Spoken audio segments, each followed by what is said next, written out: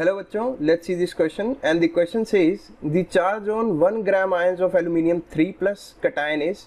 तो aluminium 3 plus cation दे रखा है हमें और पूछता है उस पर कितना चार्ज होगा। तो सॉल्यूशन देखते हैं। पहले हमें पता होना चाहिए 1 ग्राम आयंस होते कितने हैं। तो 1 gram ions are equivalent to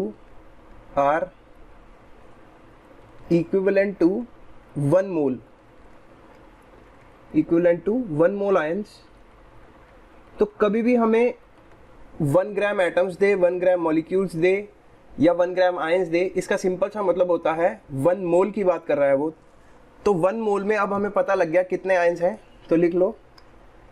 so 1 mole ions होते कितने हैं, 1 mole ions is equal to Avogadro's number जितने ions, it means Na ions. तो एवोगैड्रो नंबर को हमने दिखाया Na से।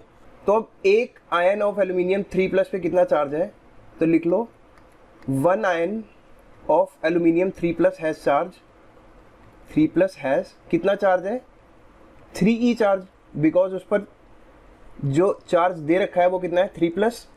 तो एक आयन पर तो इतना है, तो Na आयंस पर कितना होगा, तो लिख लो। So 1 mole ions of aluminium 3 plus will have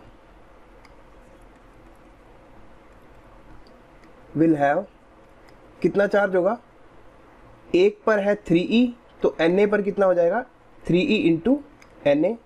तो जो हमारा आंसर आ जाएगा वो आ जाएगा, so our answer will be 3 Na into e coulomb.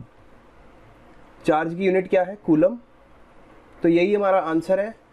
And अगर ऑप्शन में देखें तो option D will be correct. तो बड़ा सिंपल सा था, 1 मोल आयंस के बारे में बात की थी। तो 1 मोल आयंस होते हैं Na आयंस जितने। अब एक आयन पर चार्ज है 3e, तो 1 मोल आयंस पर चार्ज होगा 3e into Na। So I hope you understood it. Best of luck.